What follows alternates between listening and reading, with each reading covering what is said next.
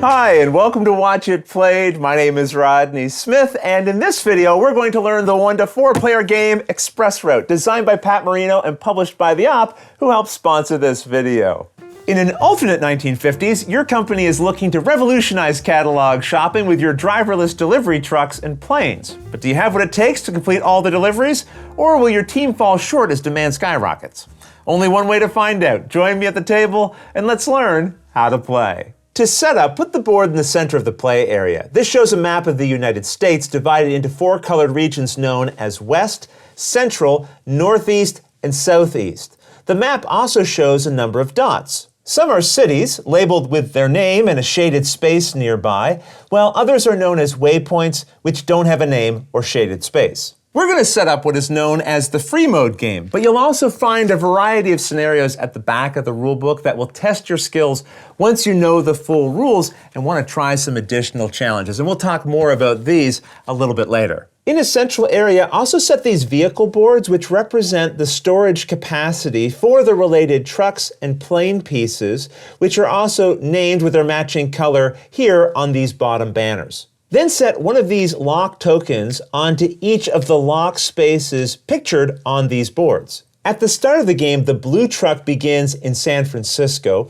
the yellow truck goes on Kansas City, the orange one goes in Albany, and the plane is set in Dallas. These are known as package tokens, and they come in 2 main types. Low demand, which shows this solid package symbol, and will have a value on their face-up side from 1 to 3, and high demand packages, which show an exclamation point and have a value from 4 to 6. You now randomly collect a value 1, 2, 3, 4, and 5 package token, which will require sifting through them. But to keep it random, try to avoid looking at the other information on the tokens, just picking the first tokens you see from the values that you need. All packages have a face up side that we're seeing here, and a face down side, which we're showing on this one. The face down side doesn't have as much information, but it does have a QR code you can scan to see what's inside the package if you want, but this has no effect on the gameplay. The face up side will show a value and an origin city at the top and destination city at the bottom. You'll now set each of the tokens you took face up into the spaces for them on the board beside their listed origin cities. A space can contain any number of tokens, and if you happen to have more than one with the same origin, just stack them on top of each other. After ensuring all the remaining packages are face down, separate and shuffle them into 2 groups of low and high demand tokens, stacking the low demand tokens here and the high demand tokens to the right. Now, since there are so many tokens, rather than just making 2 towering stacks, feel free to create smaller stacks like I've done here and put just one of the smaller stacks in each of the spaces. If during the game one of these stacks run out, just replace it with one of the stacks from the related group. Now move the top 2 tokens from the low demand stack over to the leftmost spaces of this active callers area, ensuring that they remain face down. Then on these 2 marked spots, set one of these lock tokens. The column here on the left side of the board is known as the demand track, and you'll set the remaining lock token on its 36th space. If you total the values on each of the packages currently on the map, which are known as their demand values, you'll find that total comes to 15. And you represent that total demand by adding this pawn to the 15th space of the demand track. Here at the top of the board, you'll see 2 black bars. Find these double-sided delivery requirement tokens and give them a good mix, setting a random one into each space with a random side face up, returning all the rest back to the box. The cards with a value 1 or 2 back make up the events, which you separate and shuffle into 2 piles. Deal 12 of the value 2 cards onto this space of the board, and then deal 12 value 1 events on top, returning the rest to the box. The cards with this back are the upgrades, and you lay each of them face up into a display nearby. Now, every player collects one of these control panels. When playing solo, take as many of these as you like, treating each as a separate player that you'll control. In this video, though, we'll assume we have 2 players and return the remaining control panels back to the box. On your panel, you'll see a row for each of the 4 types of vehicles in the game, and you'll add one of these gas tokens to the value 1 spot of what is known as each truck's range value.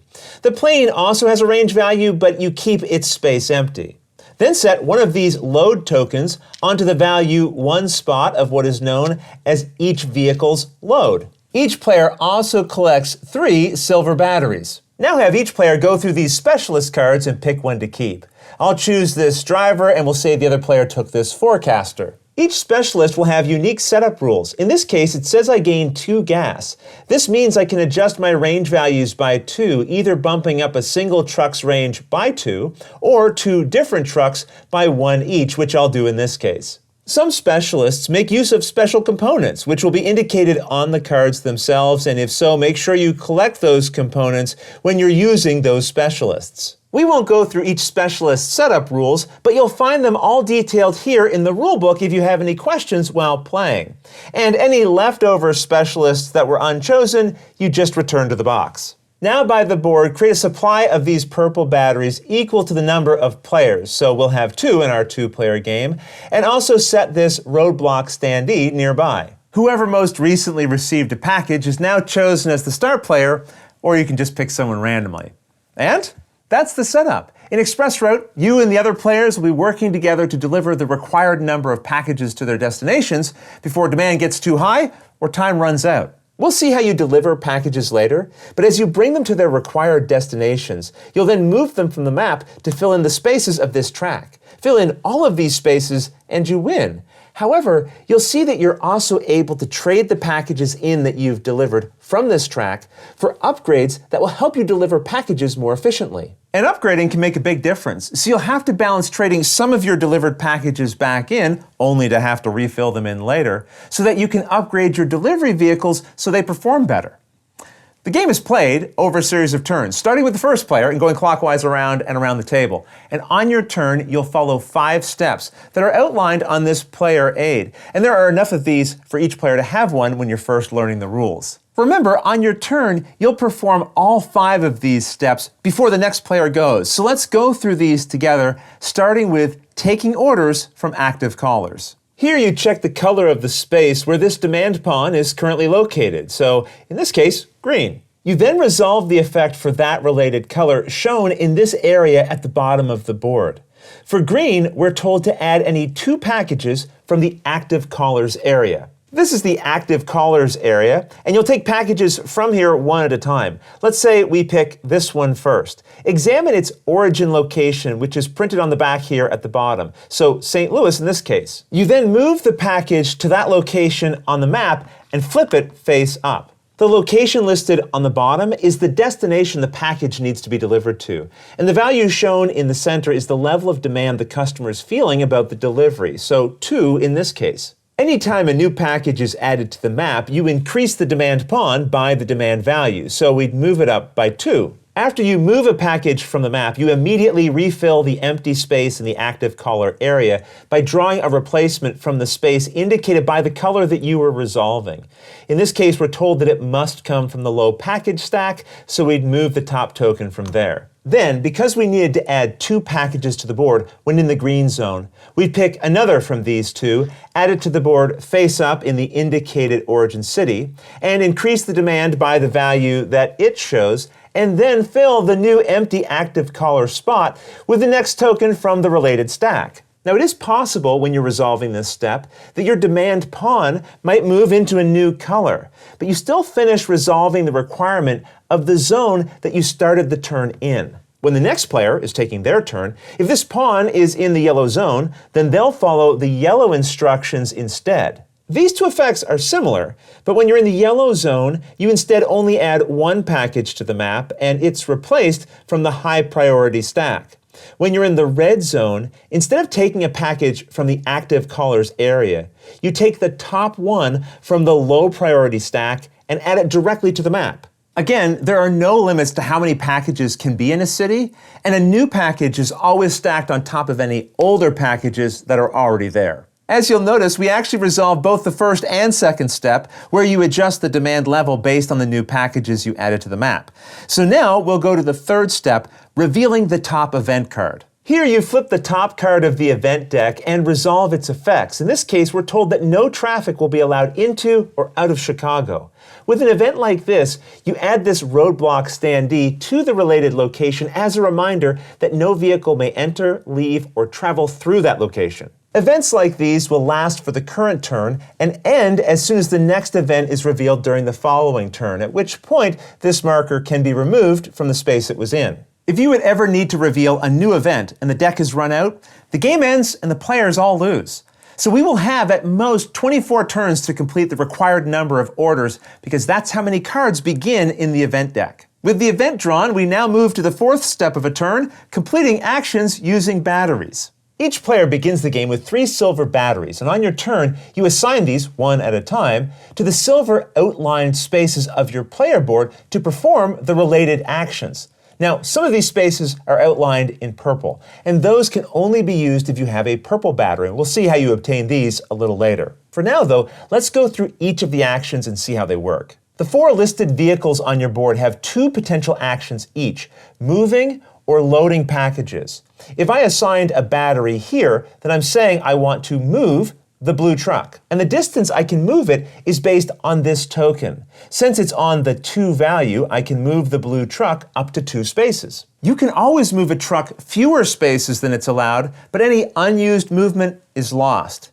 And you can't interrupt a move to do another action and then use any movement points you had remaining. In other words, if you stop one action to do another, then the previous action is over. For each point of movement, you can move the related vehicle from the space it's on to the next space connected by a dashed line. So with a movement of 2, I might move here and then here. And just be aware, any number of vehicles can share the same space. The plane is a little different. You'll notice it doesn't have a marker for its vehicle range because when it moves, it will always only be able to move 1 space. However, the plane moves from the space it's in directly to any other space showing a plane symbol, which represents an airport. So we might go from here directly to here, but planes can never move to a space that doesn't show an airport symbol. The right side action for a vehicle lets you load packages with that vehicle, and your marker here lets you know how many of those loading actions you can perform, in this case, 1. There are 4 different ways you can use a load action, and I'm going to set up a few different examples to explain them. If you have a vehicle in a space with a package, you can use a load action to load that package onto your vehicle, moving it from the board to an empty space on that vehicle's matching colored board. Now, if there had been no empty spaces here, you couldn't load packages onto it. And any space with a locked token can't be used yet. If you're loading a package from a space that has more than 1 token, which we were here, you must load the top one onto your vehicle. If your vehicle already has a package, you might instead use a load action to move that package to the map, placing it into the space for it if you're in a city, or setting it beside the space if you're at a waypoint. Just remember, if you drop off a package on a space that already has a package, the new one always goes on top. If your vehicle is in a space with another vehicle, you can use a load action to take a package from the other vehicle and add it to the one that's taking the action, or instead, give a package from the acting vehicle to another vehicle that's in its space. And just be aware, trucks can transfer packages to the plane and vice versa. And all of these transfers and loading packages onto or off of spaces each cost 1 load action. You load packages onto vehicles so you can, hopefully, unload them later at their listed destination. Again, this is shown on the bottom of the package, so this item needs to be delivered to Memphis, Tennessee. If our vehicle was at that location when we used the load action, instead of placing it on the destination, it's considered delivered, and we move it to the leftmost empty space of this delivered package track at the top of the board. We then examine its demand value, 3 in this case, and we lower our demand marker by that amount. As you deliver more packages, you'll continue to fill in more spaces, and as we know, we're trying to fill in all the spaces of this track in order to win the game. But once you have packages in any of these spaces, you can, at any time during your turn, spend packages from this track to purchase an upgrade. Upgrades are the green cards that we laid out during the setup. Every upgrade has a cost printed on its top half. For example, to pay for this upgrade, you need to have completed a delivery with a demand value of 3. If you have, you can take it from the delivered track and return it to the box in order to gain the related upgrade from the supply and resolve the effect printed on its bottom half. In this case, it says that every player increases the range of any one truck on their own control panel. And players each make their own choice about which truck they want to affect on their own board. The purchased upgrade is then placed face down onto the space of the board for it here to show that that specific upgrade is no longer available. Future upgrades will then have to be made from the ones still face up in the display. Some will increase the vehicle load capacities, allowing you to move these markers. Others, like this one, will allow you to remove the lock token from vehicles so they can carry more packages, while others, like this one, will allow you to remove the locks on this track, allowing you to have more active calls to choose from at the start of each turn. There's also an upgrade to remove this lock from the demand track, and we'll see how that's useful a little later. Now, we're not going to go through all the different upgrades, as how they work is printed on them. However, if you need any help while playing, you'll find them all explained in detail here in the rulebook. That said, I'd like to mention the Battery 1 upgrade. This requires spending a delivered package with a demand value of 1, and then every player exchanges one of their silver batteries for a purple one from the supply. Purple batteries are useful because when taking actions, you can assign them to the purple outlined spaces, which is the only way to assign a single truck the same action more than once in a turn. For example, I might assign an action to move this truck, and then pick up a package with it, and then use this purple battery to move that same truck again, whereas normally you could only move that truck once per turn. There's also a Battery 2 upgrade, which gives every player an extra silver battery from the supply to use on their turn. But you'll notice it says here that you must complete the Battery 1 upgrade before you can complete this upgrade. The 2 phone bank upgrades work in a similar way, in that you must first complete this upgrade before you're allowed to claim this one. But all of the rest of the upgrades you can complete in any order you like. We took a detour into discussing upgrades during our explanation of delivering packages because they're kind of related. So let's go back to the table and I'll show you what I mean. I had mentioned that any packages can go into these first 4 spaces of the delivery track. However, these 4 on the right have requirements based on the tokens placed above them during the setup. For example, this one requires that both deliveries in these 2 boxes have the same demand value, while the 2 packages in these spaces will both need Southeast delivery destinations. More importantly, you can't fill in any of these 4 spaces until the 4 spaces to the left are filled. So once we have 4 packages here, now we can start filling these ones in. And if you end up trading in any of these 4 packages for upgrades, because all of these spaces aren't filled, you can no longer continue filling in these spaces. You'll have to have these 4 filled back up before you can again start adding delivered packages to these spaces. Now sometimes you might not have a spot for a package you just delivered. For example, if all of these spaces were filled and we just delivered this package, it doesn't match the demand value of the box already here, so it can't go in this location, and it's not a Southeast destination, so it can't go here. We still count this package as delivered and would reduce our demand by the value it shows, but now we either immediately trade it in for an upgrade, or if there are no upgrades that would require it, we instead return it to the box.